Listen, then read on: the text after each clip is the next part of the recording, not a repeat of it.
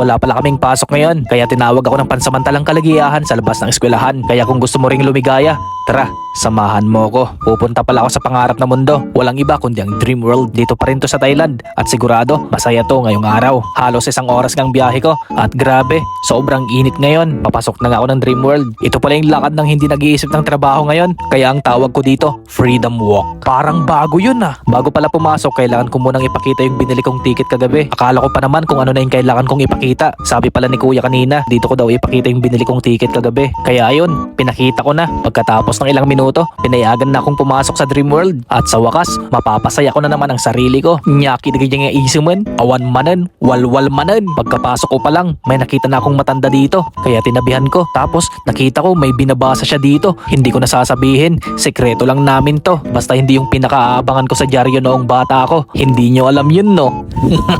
Batang 90s to par. Pero ang totoo, mga balita lang talaga ang inaabangan ko. Balita sa kapitbahay.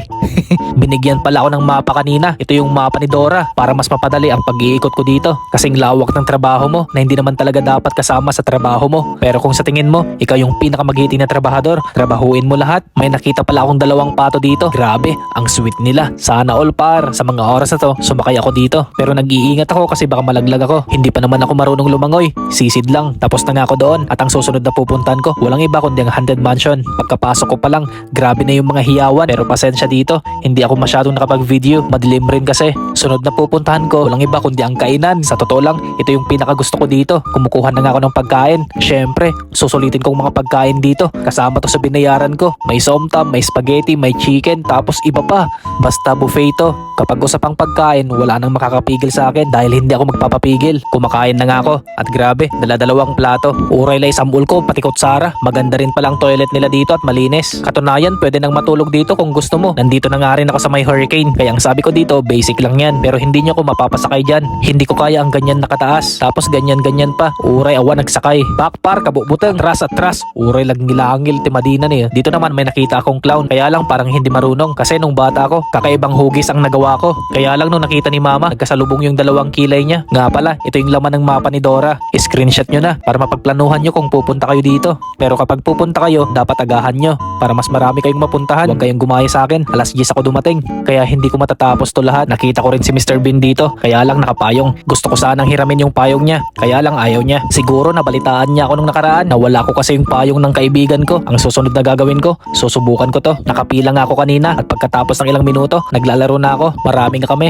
Kaya sobrang saya nito. Sunod na pupuntahan ko, walang iba kundi ang Snow Town. Balita ko, sobrang lamig daw sa loob. Nakapasok na nga ako. At bago ka pala pumasok dito, may ipapahiram silang isusuot mo para sa lamig. Kaya kapag nanlalamig ng relasyon nyo, hiram lang kayo ng mga gamit dito. Grabe, kahit hindi na pala ako pumunta sa bansang may snow, ayos na to. Habulan pala tayo dito. Kapag nahabol ko kayo, magpapautang kayo. Pero nagbago ng isip ko. Sobrang taas kasi ng interest nyo. May parada rin pala dito kapag hapon. Pwede kayong magpa-picture sa kanila. Napaka-friendly nila. Tapos grabe, ang tatangkad nila. At syempre, masaya silang panoorin. Sunod na susubukan ko, walang iba kundi ang cable car. Nakasakay na nga ako at kahit mataas to, ayos lang. Ang importante, hindi pa ikot-ikot. Dito nga sa taas, kitang-kita mo ang buong Dream World. May mga tindahan din pala dito kapag gusto nyong kumain. Pero ang binili ko lang kanina, tubig lang kasi sobrang busog pa ako. Sabi nila, hindi ko daw dapat lagpasan to. Kaya heto na, susubukan ko na.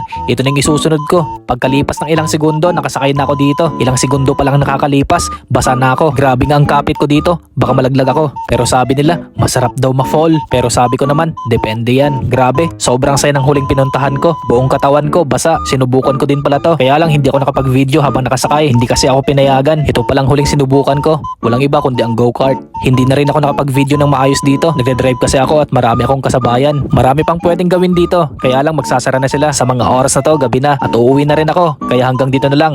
Kapon kap.